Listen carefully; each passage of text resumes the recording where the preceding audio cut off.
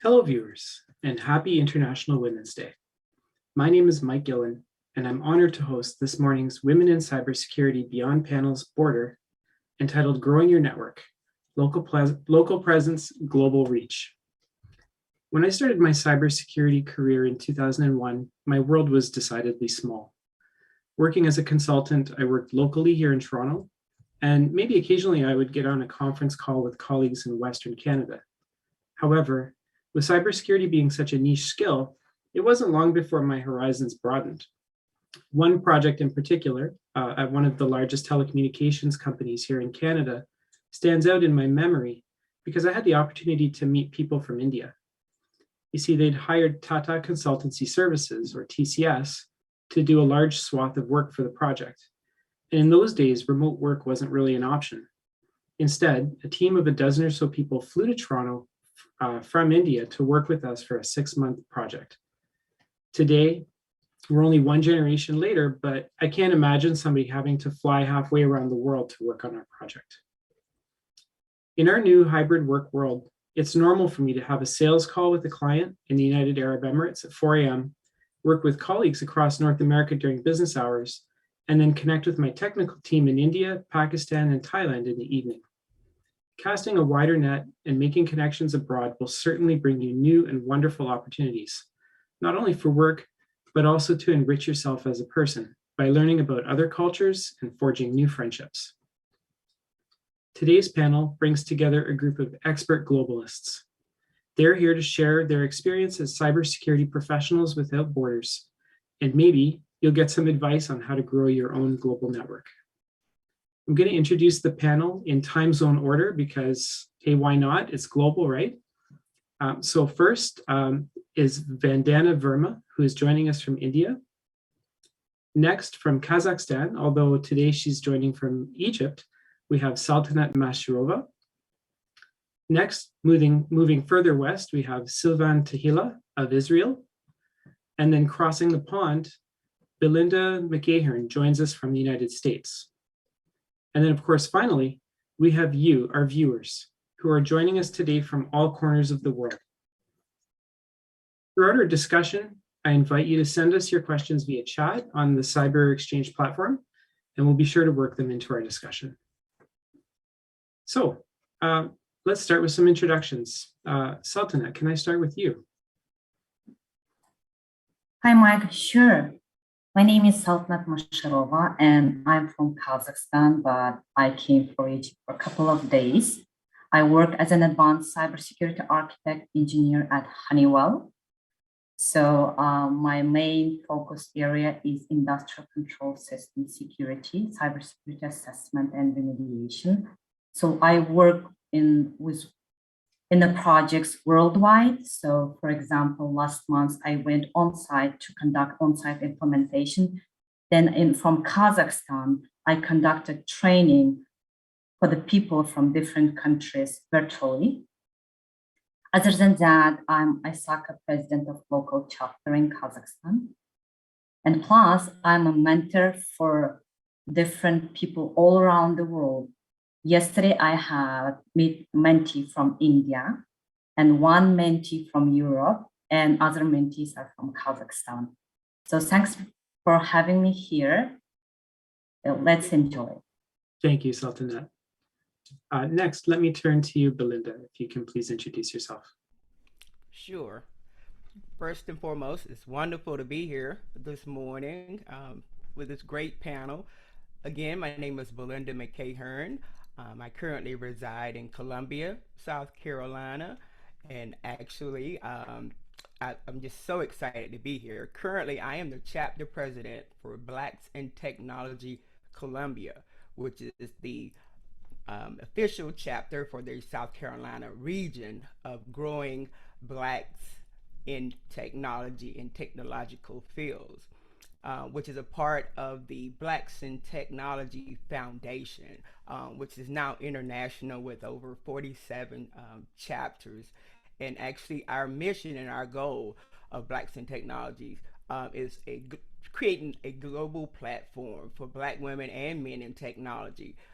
We are stomping the yard. That's our motto there stopping away that divide by establishing standards for world class, technological excellence.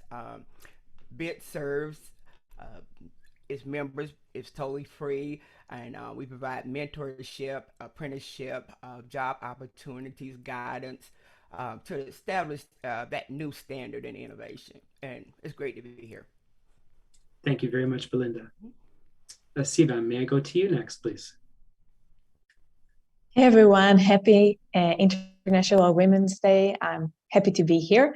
I'm originally from Israel, but now I'm based in New York.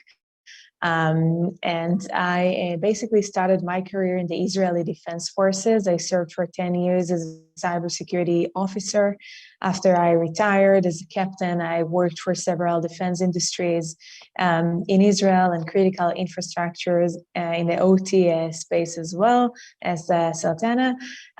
Later, I moved to New York. I founded a cyber ladies community here. I started to teach in the university, and I'm the program director for the master's degree in cybersecurity at Yeshiva University. I worked for an Israeli cybersecurity startup, and recently I also started my own company, Anixia.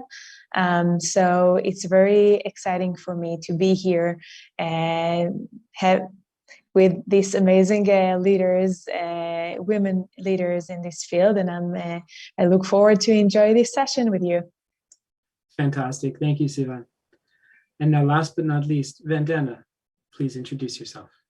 Sure, thanks, Mike. I'm very glad to be part of the group and speaking with everyone today. About me, I'm currently working as a security relations leader for Asia Pacific and Japan for Sneak, which is a software security company. Apart from that, I work with a lot of open source communities and diversity communities.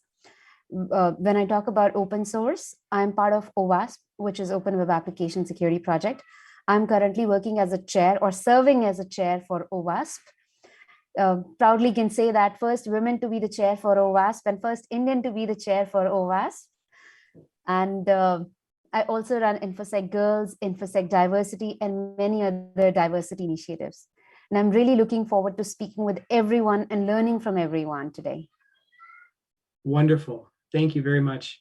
So I think now, viewers, you can understand why when I opened the discussion this morning, I said that I'm absolutely honored to be chairing this. This is a very powerful panel, and it's a very wonderful opportunity for all of us. So let's start the discussion. I think we're here to talk about the importance of a global network today. So Saltanat, maybe if it's okay, I'll direct the first question to you just to get the conversation started. For you, why is a people network important to a cybersecurity professional in particular? And do you find that it's only for being sort of connected for new opportunities, or do you use it in other ways, such as solving challenges? Oh, great question, Mike. I would say both, but let me explain. So as I said before, I provide my OT security consultancy services to customers from Honeywell, which means I always must keep up to date my knowledge, expertise, and solve cybersecurity challenges. So we all know that cybersecurity faces many challenges as other high-tech industries do, but with an added challenges of being continuous run, like between us and evolving threats. So in cybersecurity, in this field, there is so much emphasis in technology, and we all know that the technology evolves so quickly and threats do too. So we know that attackers are smart, so it's a constant challenge to remain up to date and stay ahead of threats and threat actors. Therefore, for me, it's very important. It's very, very important to connect with experts in this field to solve complicated cybersecurity challenges. So it allows to build each other defenses as a community rather than being by myself in an island mode. So here, I would like to also add that in cybersecurity, we don't have competitors. So when I say that, I really mean that we need to have each other's backs. So because we cannot by ourselves identify all the threats in this fast changing digital landscape. So through networking, what we can do, through network, we can work together to detect, contain, and mitigate against potential threats and share information as quickly as possible. In addition to that, we need to know what tools and tactics hackers are using. So another opportunity about networking, of course, it gives opportunities in career. So cybersecurity community is very small and is very connected. So we need to grow our network. Who you develop relationship with, it can impact your chances of landing in an internship or finding your dream job or learning about cool volunteering opportunity. I would like to note here, so some people say it's too late or it's too early. It doesn't matter what phase of your career you are in. It's never too early or too late to start making contacts. So when people start noticing you, it will give you a lot of opportunities. Mm-hmm.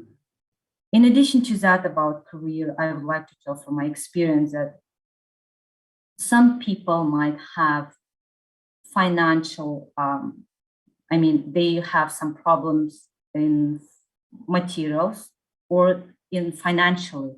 So when you connect with high profiles, you might solve these problems and then grow with your career. Or at least you can get good advice or recommendation how to solve this problem. That's why I would say it is important for both to solve cybersecurity challenges and to grow in your career. Sounds like that networking, to kind of use your network as an asset to stay ahead of the hackers. That's a very apropos topic for us in cybersecurity. Anybody else want to jump on that importance of the network? Yeah, I'm happy to jump in, and I couldn't agree more with Sultana. I think that sharing knowledge is a very significant aspect as a cybersecurity professional. And we see that many organizations have tried to do that, not only to share professional knowledge, but also to build a cybersecurity, we call it a cybersecurity shield. And we see that almost any government have their own national cert. And the power of the national cert is to basically provide accurate and relevant insights for any cybersecurity professional to be able to improve the cybersecurity posture of almost any company. So one aspect is to become the cybersecurity shield, to share knowledge in order to handle complicated cybersecurity problems and potential threats. And the other aspect of it, and that's something I believe each one of us here involved with, is the cyber community to empower other cybersecurity professionals and also to inspire aspiring cybersecurity professionals. And when I moved to New York, one of the main reasons I decided to found the cyber ladies community here is because I felt that I really need to build my career here from scratch. I had my own career in Israel. I moved to another country. No one knows me. It's really hard to explain what I did in the army when no one else here served in the same army. And it's such a different language. And I had to think how I'm basically starting from scratch, building my career, getting to know people, and creating opportunities. There are two ways to live in this world. You can observe the world, you can see what's going on and react to it. And the other way is to be proactive and to build your own community and to create your own opportunities. And that's something I'm always mentioning to my students when they're joining our program at YU, at Yeshiva University. You have to think always where you're seeing yourself in the next 10 years. Build your own career strategy. And as part of this career strategy, make sure to have the right people next to you or by your side to make sure you get to this like required position or to where you wish for or what you wish for yourself. So that's my 2 cents in this aspect. Thank you. I totally agree with both of you, Saltanat and Sivan. Networking does help. It actually takes you to places. I remember starting my career in 2005 and till 2011, I was just working from office and that's all. That was my life, office, home. But when you connect and step out of your comfort zone and start connecting with people, realize the power of community and networking per se, you actually accept the fact and realize that this is much more than your smaller world. You connect with the people outside your horizon. I'll tell you one story with me where I was supposed to go to London for a conference, but I was not getting any hotel nearby. And someone from Canada, I just reached out to her because she was also traveling, that anything that you know nearby. And she's upfront said, you can come and stay with me. We didn't know each other personally. It was all virtually that we knew. But that was one way wherein networking, connection, and mentorship really, really helped me.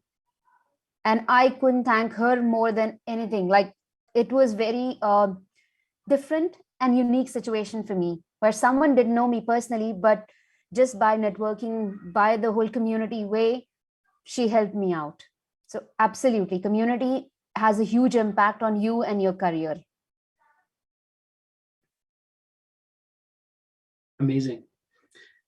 I know that when we had our pre-discussion, speaking of having that type of really good experience, I think Sivan, you also had a really good, powerful experience with your international network.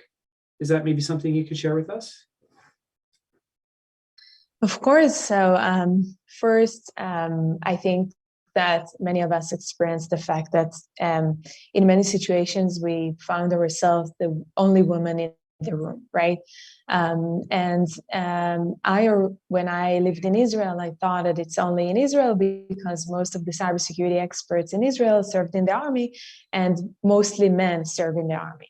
But then I moved here and I realized that it's an international problem. Women make up only 25% of the cybersecurity workforce. And on the other end, there are 3.5 open positions around the world. Why we are not having more women joining into this industry? And the one, I think that the main answer for me, after exploring this question and some answers for a while, I realized that we're just not exposed to this profession in real age, in a young age. And I started a collaboration here with Manhattan High School for Girls. It's a school for girls here, and the principal decided to develop a cybersecurity program for all the seniors, and it's a mandatory course.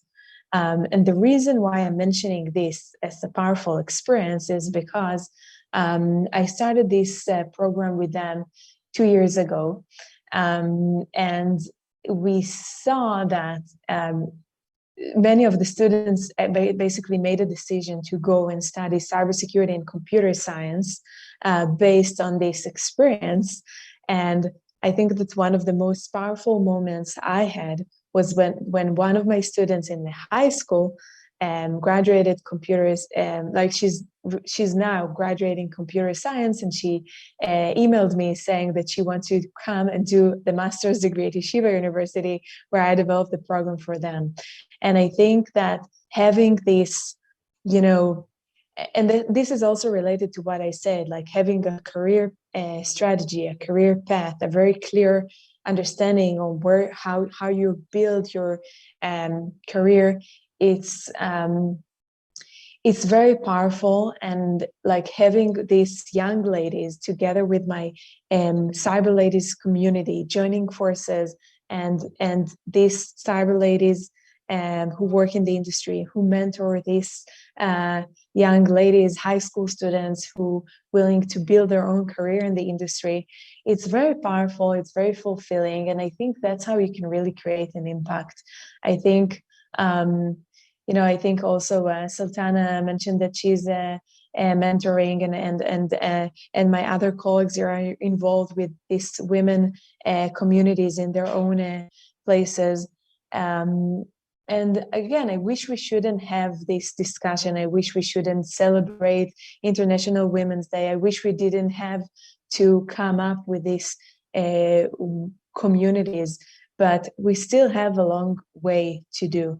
And until we get to the point where when like we really have 50% women in this industry, I don't think we have the privilege to stop and not doing anything and stand by. And I'm honestly, I have a 7-year-old daughter, and when she'll get to the point when she needs to make a decision on which career she wants to have for herself, I want her to have all the opportunities open, and all that she'll get the exposure to all the relevant STEM programs out there, so she'll be able to make the decision based on like an aware decision, like data-driven decision and knowledge-based decision for her own career. So that's my thoughts on that.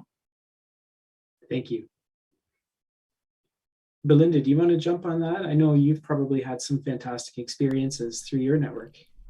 Yes, and actually, she made some very excellent points, and I'm just taking it that you have an educational background of working within education. Correct me if I'm wrong. Actually, myself, I've been in education for over 20 years, so everything goes back to education for me. So I kind of perked up when you made the references to education, and with me, and especially during the pandemic time. I had always had this thirst for new knowledge pertaining to cybersecurity. Everyone knew I was kind of like the educational techie, but going into that realm, it was challenging.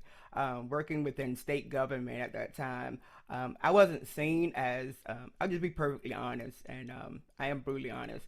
I was just seen as the person maybe help desk, or the person that you call when you can't fix it, or something you didn't want to do, or look into, or you do great trainings with all the district and staff and teachers and educators, but it was like but getting more involved, and actually COVID-19 was an eye-awakening time for myself and for that agency, because they were ill prepared. When you had to send people home, and I worked with actually within juvenile corrections, so you're working with very sensitive data, and how are you expecting all these hundreds of people to work from home, and you're providing these laptops and all of their information be private? So yeah, so it was a great learning experience for them, and kind of like, see, the woman had had a good idea or whatever. But it really moved me, especially during that time, to really open up my network. I like to use the little euphemism, step off of my front porch, get out of that same circle. So I revamped, like I said, I like to say my entire image. I cut most of my hair off. I just started continuing to study what I wanted to do. I wasn't gonna let anyone stop me. It was just so motivational, and then just reaching out to people that I would have normally, be honest, would have been afraid to. But it's like, if I can overcome all of these challenges, I mean, what else can you throw at me? So I was able to revamp myself on social media as well, especially LinkedIn was a big catalyst in the change that I made forward, by providing those networks that most oftenly, unless I was at a conference, I wouldn't have the opportunity to meet. So it was like totally awesome. And what I find is, especially like for women, trying to get into the technology industry, and I do a lot of mentorship with several other nonprofit programs. It's not enough to just be broadly, positioned in an industry network of people. I like to tell people I'm a relationship builder. I don't believe in contacts because, in my eyes, a contact is a person that you contact when you want something, and they contact you when they need something, or like a business card. But moreover, with a relationship, it's having that mutual support where you have something going on, I'm there to support you, or you need some resources that I have, I provide you with those resources, or just sometimes just giving that, you can do it, that hand up. So being a female, especially thinking of networking, you also want to have like a kind of a second network, kind of like a close cohort made up usually of a handful of people who you can turn to for advice pretty much at any time. That's kind of like when some people say I can count my friends on one hand. Same thing with networking, especially within different industries. You want to have that second go-to network or built relationships that are pretty much like, in case of emergency, break glass. They're going to be there for you to keep you going in the right direction. So you want to have access to a very diverse network. I find myself networking with people all over the world and finding out that, hey, we have so many similarities. And believe it or not, I'm an introvert. So public speaking was a big thing for me. I was scared to death, but like I said, COVID changed a lot of things. So I was able to actually open up my mouth and share my experiences, even the rough challenges. And it was eye-opening for me because people around the world, no matter if they were in America here, small company, large company, it didn't matter. As a woman in technology, they experienced the same thing. And we bonded and created this sisterhood that didn't just last for that one time, but I mean, it's just continuously growing and taking shape. So it's been awesome. I can't believe you say that you're an introvert. It does not show at all. I think a lot of people in technology though are I like to call myself an ambivert. I can be extroverted when I need to be. It just takes enough caffeine and then I'm ready to go. Thanks, Belinda, for bringing up. I hate talking about COVID because it's been such a powerful but painful mover in the world. How, looking to the other panelists, how has COVID affected your career in cybersecurity and your networking ability, or maybe it has enhanced it? Let me throw that out. Whoever would like to talk to that. I'll start off. Now, when we talk about my career journey, as I mentioned in the beginning, that it changed a lot for me, like when I started getting involved in the community. So in 2012, when I was introduced to the community, I was just a volunteer. Like I started as a volunteer, where I started getting to know the local people, who are the leads, who are the people around. But then over the years, I became a chapter leader for Bangalore, like locally in India. And in 2019, like during this 4-year journey after 2015, becoming a local leader, I started getting involved in a lot of activities which were happening at OWASP, a lot of free trainings and whatnot. So in 2019, I ran for the OWASP Global Board of Elections. Maybe that's something, it's my personal journey. So it always motivates me to do more and more. Now, in 2019, when I was running for the board, I was not sure what will happen. Being a woman, I'm always like doubting myself. A lot of unconscious biases that I have for myself. Like I want to be 10 on 10. If I go ahead for something, I want to win that, or I want to be there. So those kind of things sometimes run in the brain. But then accepting the fact, either it'll be a pass or it'll be a fail, or it'll be a win or it'll be a lose. But when you lose, you learn something from it. So that's the mindset that I had there. But I'm going to try. There were a lot of people who were saying, think You have a family, you have a kid, you have office and whatnot. Would you be able to contribute enough time to that? Because being a community volunteer, it takes time. We need to take care of a lot of aspects around us. So when I ran for the board, I won with the highest votes. That was a showstopper for me. I never managed the finances. I became a treasurer in the first year. Second year, I became a vice chair. So they changed the title because it was vice chairman. They changed the title to vice chair. Nice. And this year, again, so it's a 2-year term. I tried again and I became a chair for OWASP. This motivates me to share my story with a lot of people because this is my journey and it is not me alone. I want to thank like a lot of people who motivate me, a lot of women talk about who are there from around the world. Karen Elazari, Tanya Ajenka, Lydia Giuliano. So everyone is from different part of the world, but they motivated me. They always pushed me to be who I am today.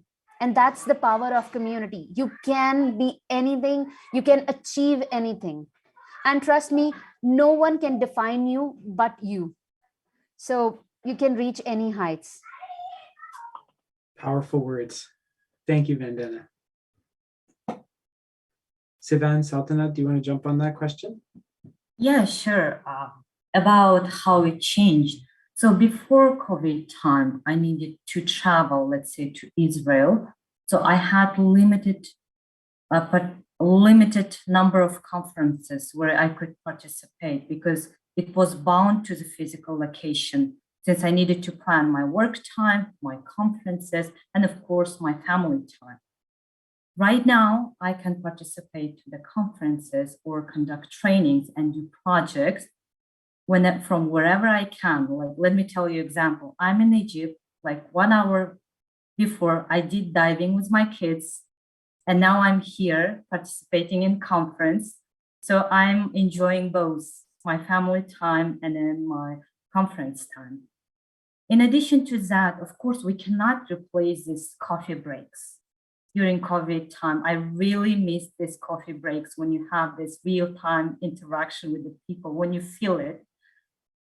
So now I'm really enjoying that the COVID brought that this hybrid form of conferences. We can still enjoy coffee breaks, but we can still enjoy people who cannot travel physically. And of course, it's added, we saved some financial amount, and then we're saving in terms of environmental pollution, I would say. So Sivan, if you would like to add something. Yeah, no, I totally agree that we got a kind of like an amazing flexibility because of COVID. And I think there are many benefits of this. I personally try to still get to meet people in person. Hopefully very soon we'll be able to meet each other in the real Cyber Exchange conference in June. So I look forward to that very much. I love this virtual concept and availability, but I personally think that I'm definitely ready to get back to interpersonal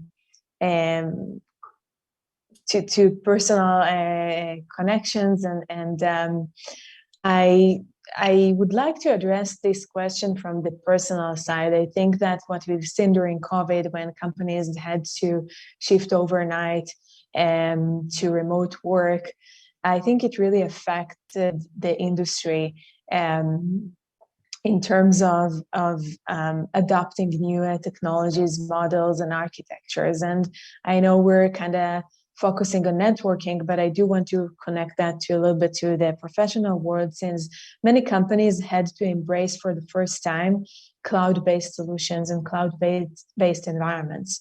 And I think it really opened their mind to this like real innovative technologies out there. I know that working with more like government and defense industries, they were less likely to adopt this kind of solutions. And we see now that it's changing. And I think it's great because I think it opens more opportunities for the next generation of security leaders who are more familiar with these innovative technologies to join potentially to a more traditional environments. And we're going to see this mix in the next few years. And I think it's great. And I also really believe that that COVID accelerated the adoption of innovative technologies, but also the building like it accelerated the innovation of new technologies. And I think we see if there were many models and architectures we thought that companies will adopt only in a few years from now.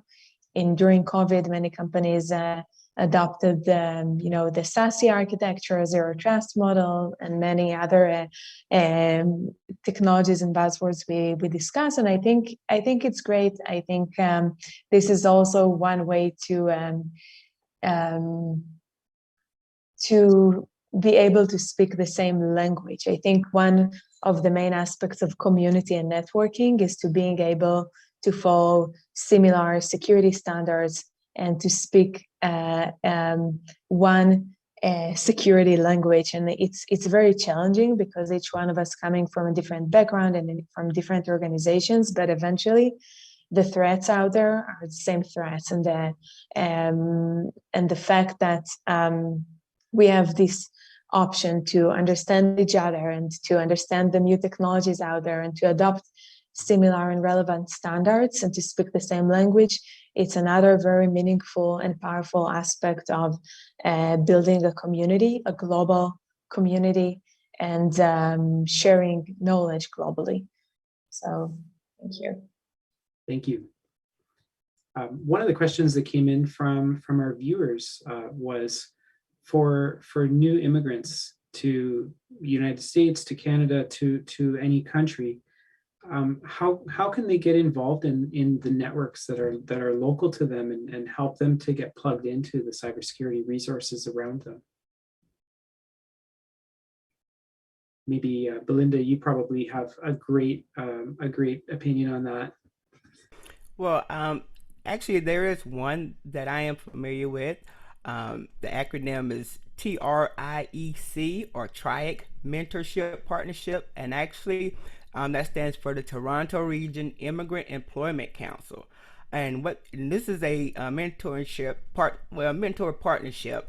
They focus on university educated, skilled, unemployed immigrants or employed with sufficient English proficiency, seeking to bring them together with established professionals in occupation-specific mentorship. And actually, I'll put a link to their website in the chat so we can provide them with that. Okay, thank you. Check it out. I'll copy that over to Cyber Exchange so that everybody can see that. Thank you. All right. What about in that's Toronto, I understand. So maybe in the United States, are there other similar organizations that people can turn to?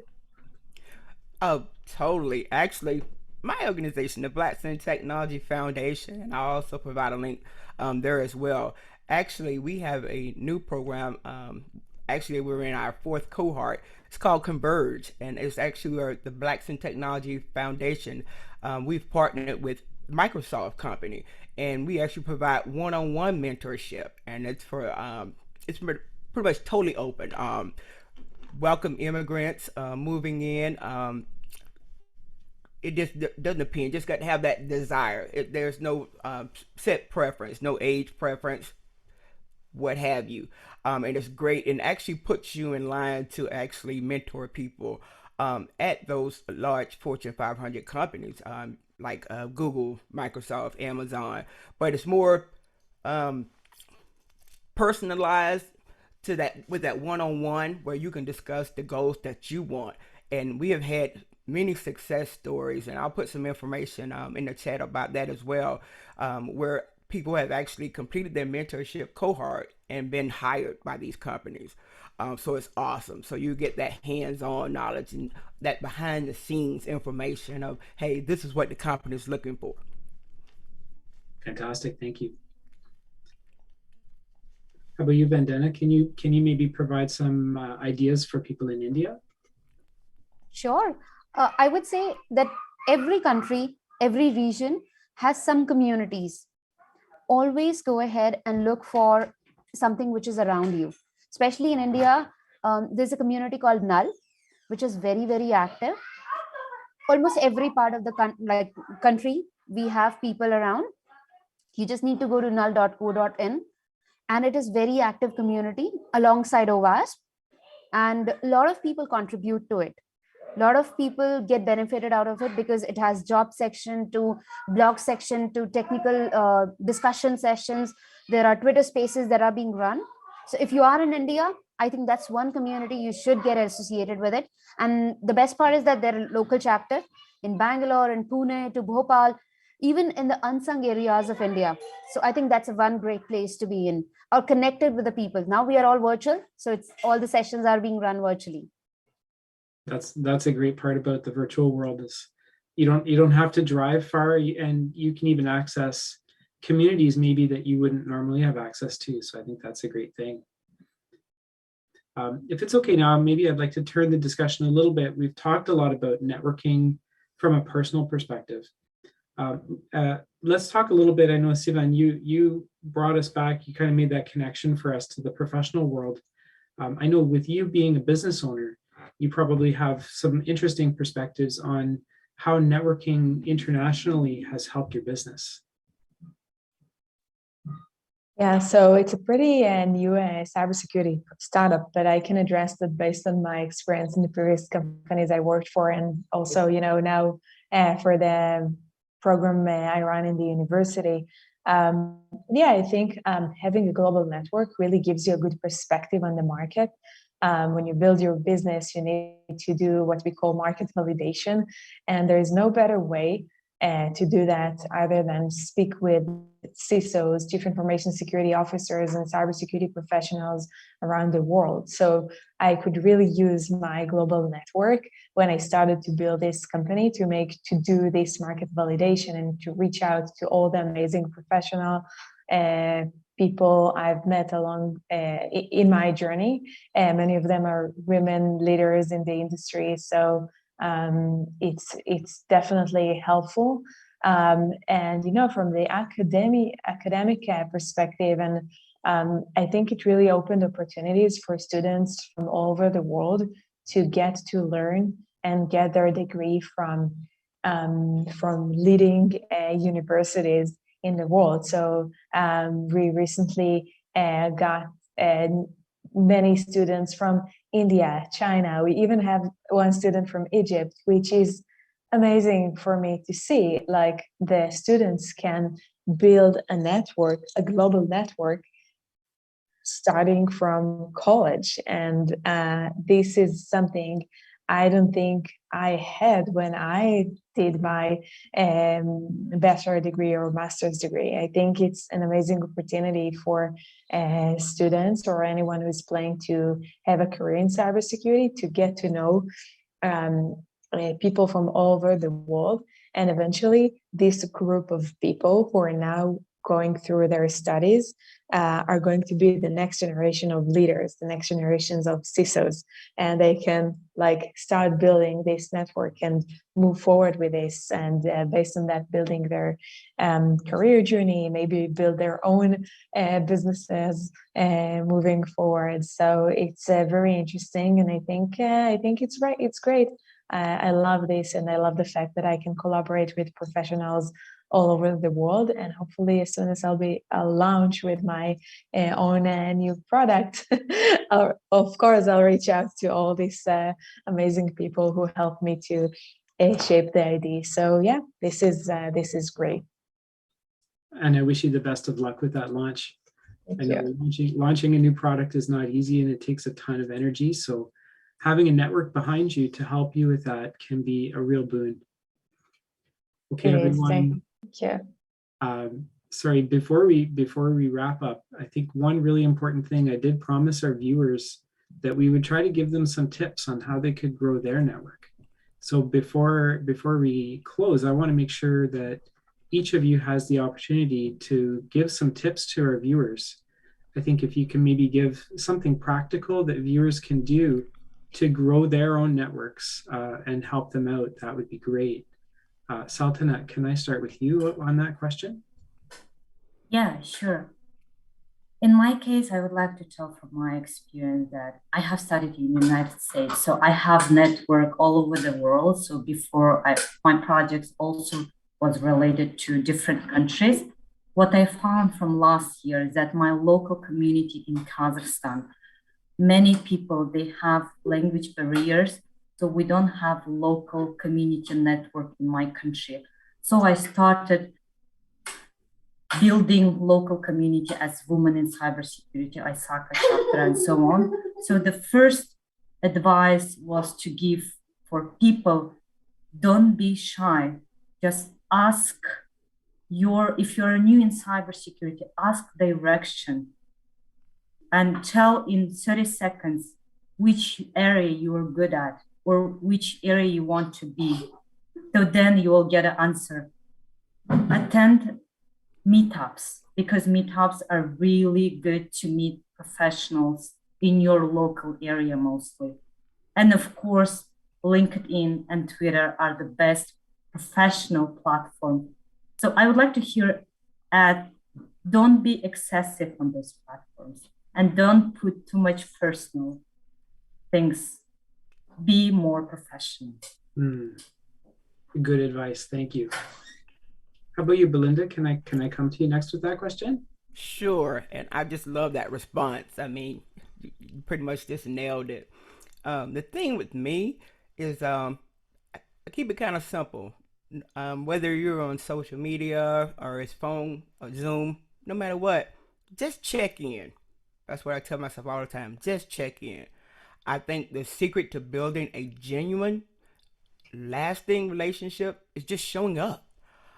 You got to be there day in, day out. Not saying that you have to be posting or this and that, but just being available, checking in on someone. Those relationships, it may be those relationships that you need to reactivate. But when I'm thinking like just check in, it gives me the opportunity to be like, hey, that relationship, I haven't spoken to that person in a while, or that contact, or check in on them, reactivate it. They may have a new network and you have a new network, new resources, and it goes on from there.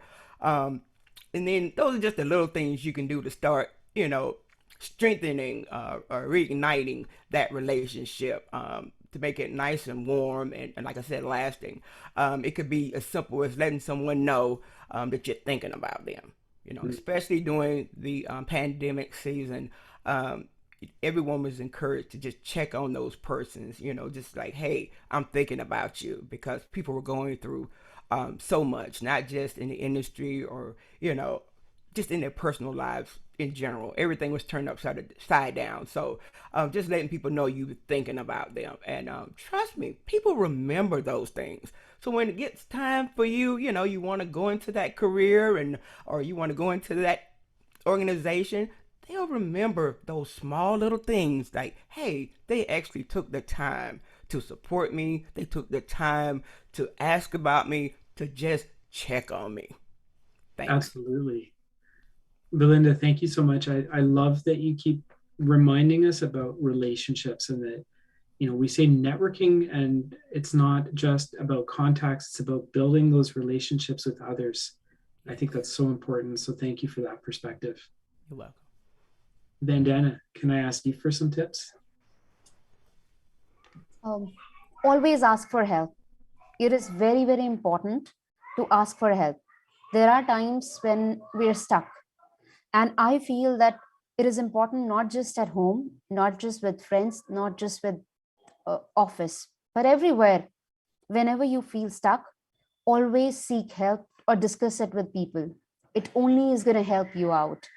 From my personal experiences, that doesn't make you any less of a person or doesn't make you any less. But once you start asking for help at the right time, at the right place, you realize that you're growing personally, professionally, and your mental health. It is very, very important. The past 2.5 years have been very, very crazy for everyone, like not just for women, but for men, for every gender, for everyone in the whole world. It was very tough time. And asking for help only made it easy. While cooking at home, you can't, you need help. You can't just do everything all the time. And one thing with all of us is that we want to be 10 on 10, but realize you can be 10 on 10. But once we seek help, the things get easier for us. I would say ask for help and never shy away in seeking anyone's opinion. Great advice. Thank you. And Sivan, last but not least, let me give you the final word. Yeah, thank you so much. I really enjoyed listening my colleagues' tips. I think having mentors and asking for help and all the other great things mentioned here are great. I think one of the things that I used to hear since I started my career is that, don't you think you're too much? Don't you think you're too much on social media? Don't you think you're too much on webinars? Don't you think it's too much to found a community? There are enough cyber ladies communities around the world. Maybe it's too much.